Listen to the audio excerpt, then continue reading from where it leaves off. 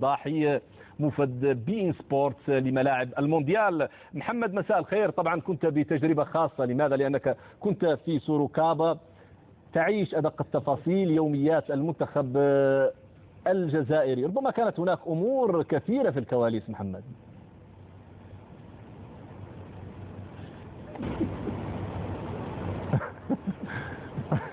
نعم، كانت أمور كثيرة في الكواليس، ولكن بداية دعني أمسي على هؤلاء الشباب، وتحية خاصة إلى حسيسن يعرف من هو ويعرف سر الكلمة كذلك.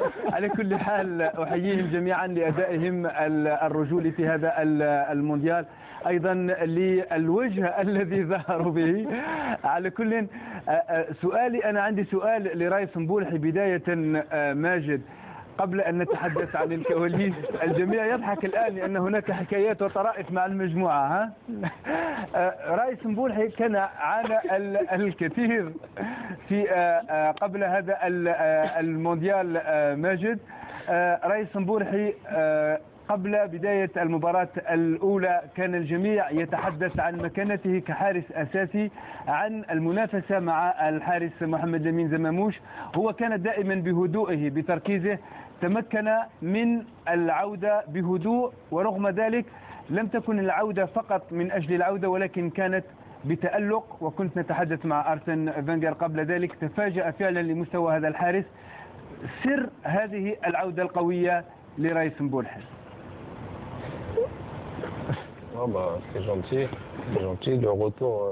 شكرا جزيلا. العودة جميلة جدا. أنا كما فعلت دائما، العمل جاهدا هو الأهم. بالتأكيد هذه المرة الأمر فريد من نوعه، لقد عدت من بعيد جدا رغم بالتأكيد هذا المسار الطويل والشاق، ولكن الآن الحمد لله أنا موجود. وكما قلت، العمل الجاد اليومي هذا ما أؤمن به أنا وأقوم به.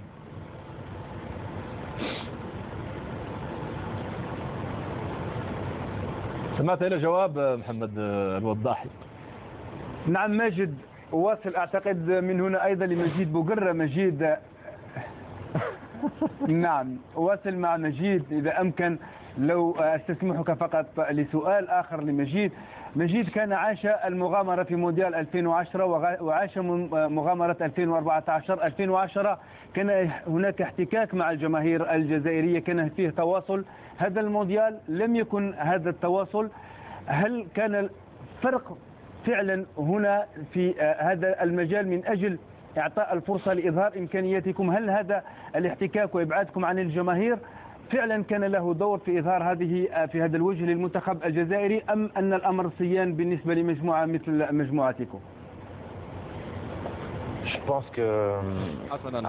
أعتقد أن كل شيء يعتمد على المدرب الذي يهتم بك ويحيط بك. هذا يعتمد على فلسفة المدرب. هو يفضل أن نكون مبتعدين على كل شيء على الإعلام. هذه طريقته في العمل وهو يختار هذا. نحن كلاعبون جزائريون نعرف جماهيرنا تماما. إذا ما فتحتم أرضية الميدان فقد يأتون ب15,000 متفرج، ولكن من الجيد أن نخلط ونمزج بين الاثنين، أن نراهم تارة ونركز على أنفسنا ثورة أخرى، ولكن كنا سعيدين حقا.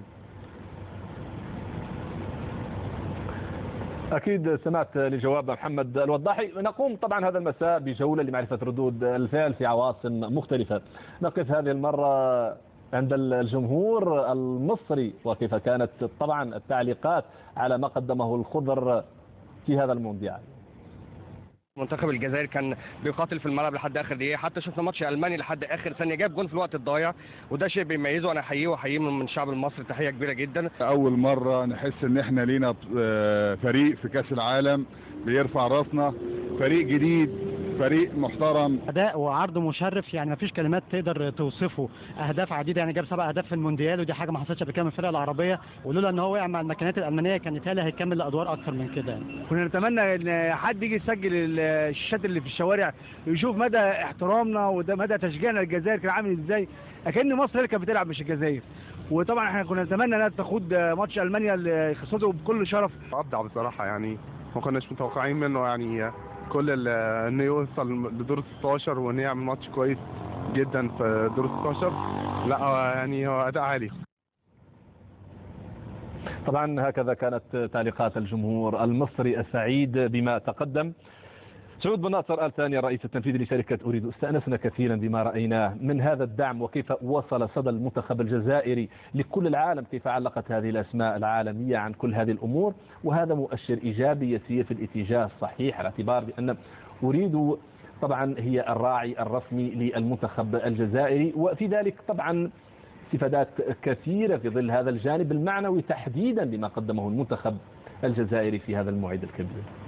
لا شك احنا كنا رايين المنتخب، وان شاء الله بنتم معاهم، وهذه كما تقول يعني شراكه طويله المدى، مو يعني قصيره، يعني نتمنى لهم ان شاء الله التوفيق في المباريات القادمه ان شاء الله والبطولات الجايه.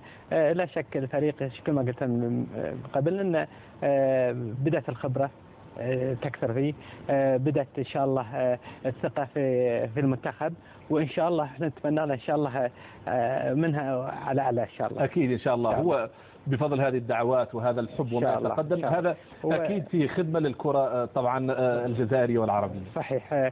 وش ما تقول شفت يعني جماهير من كل الدول يعني قلوبها كانت مرتبطة في البطولة مع المنتخب الجزائري. جميل. وليد السيد الرئيس التنفيذي للعمليات بشركة أريد، طبعا هناك خلاصات كثيرة مما تحقق بالنسبة للمنتخب الجزائري تحديدا في هذا المونديال. لا شك اليوم احنا نحتفي ويعني نستضيف كشركة أريد المنتخب في ظل يعني وهج كبير، ويعني وضع الجزائر في هذا كأس العالم هذا وضع لم يسبقه يعني وضع من منتخب عربي. قد يكون يعني من سنوات طويلة الجماهير العربية تنتظر ظهور مثل هذه المنتخب. اليوم المنتخب الجزائري يقارن مع كل منتخبات الدول، لو نلاحظ حتى في كأس العالم ليست هناك فروق بين فريق وفريق. جميع الفرق تقريبا أنهت المباريات الأخيرة بوقت إضافي وبركلات ترجيح، والفريق الجزائري قدم مثال عالمي وكبير. طبعا أريد كعلامة تجارية عالمية، يعني احنا نفخر أيضا بوجود يعني علامة تجارية لشركة اتصالات عالمية لدينا، انتشارنا في هذه الدول يعني، ونفخر أكثر لما نكون في دولة شقيقة مثل الجزائر، ونعتبر المنتخب الجزائري يمثلنا كعرب سواء في كل الدول اللي نتواجد فيها، سواء في قطر أو في كل الدول اللي نتواجد فيها، ونفتخر جدا بهم حقيقة. جعلونا فخورين وجعلوا يعني كل الدعم المتواصل لهم، يستحقون ويستحقون أكثر من ذلك. ومثل ما قال زميل الشيخ سعود أن هذه شراكة طويلة الأمد، نتمنى منها أن تبرز دور الشباب العربي أينما كان. وأيضا هذا المنتخب أعطى رمز، لأن الشباب العربي إذا وجد الدعم المادي والمعنوي يبرز ويتوهج ويحقق المعجزات. جميل. تحية لهم. جميل. القادم أحلى وأروع إن شاء الله. إن شاء الله بإذن الله. أكيد إن شاء الله. هي مناسبة كذلك لنعرف كيف هي آراء عديد الأسماء العالمية بالنسبة لرأي هذه الأسماء بخصوص أداء الخضر عبر مواقع التواصل الاجتماعي. دعونا نتابع.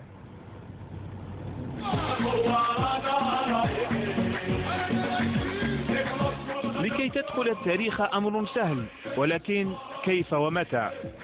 ربما ما حققه المنتخب الجزائري يعتبر سابقة تاريخية كبيرة في تاريخ الكرة الجزائرية من دون نسيان جيل الثمانينات، إلا أن هذا الاحتراف يبقى مقترنا بما قدمه أبناء المدرب البوسني حاليلوزيتش في مونديال البرازيل.